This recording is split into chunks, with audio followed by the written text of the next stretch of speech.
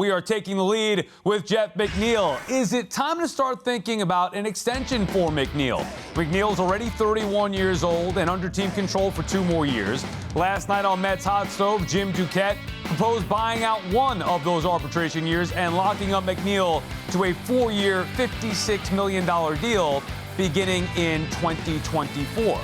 Todd, last night you said you liked this deal, but if you're Jeff, does it make more sense to wait for free agency or have those years locked up? Well, let's rephrase that a little bit. I said I like the deal because Jim Duquette is the one that proposed it, and he's never wrong. The reality is I would have thought going into this that Jeff McNeil to get locked up for a long term would be more like 6 years and closer to 100, especially considering he's ranked one of the top second basemen in all of baseball. He won a batting title this season. The one season that was his down season seems to be an anomaly from everything in his history, and he seems to only project better.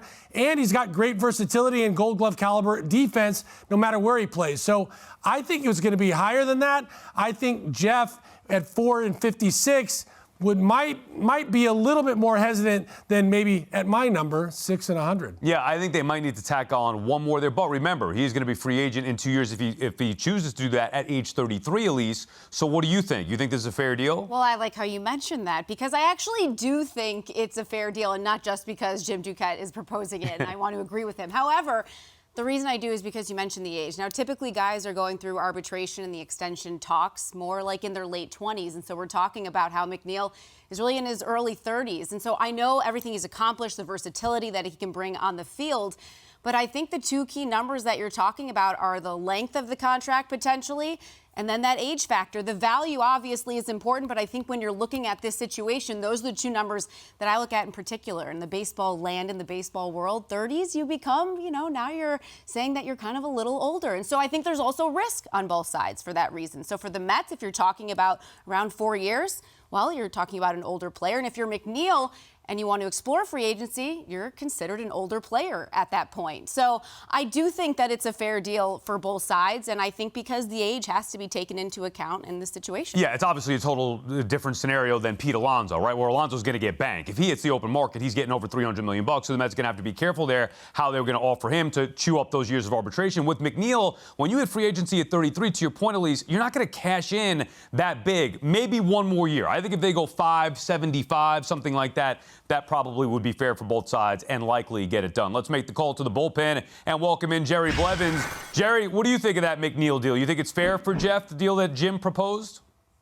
I think it's fair. The difference is I understand the age concerns, and it's a legitimate concern.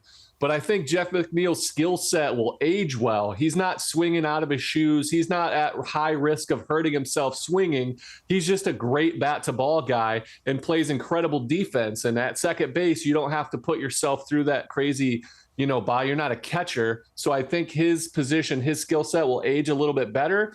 At 4 years, that proposal is great for the Mets, but I don't think that's enticing for him because now he's starting to make millions. I think he made 3 last year. He's projected to make between 6 and 8 this year. I mean, for that kind of money, I think he can just wait it out and bet on himself. So I think you're going to have to add, like you said, Sal, at least one more year and get that up into the $75-80 million, at least that to entice him. And look, it shouldn't be a top priority right now for the Mets, but it's the time to start thinking about it. Because if you wait another year, too late. Because if you're the player, why not just play out one more year and then hit free agency and take your chances on the open market with every team getting involved?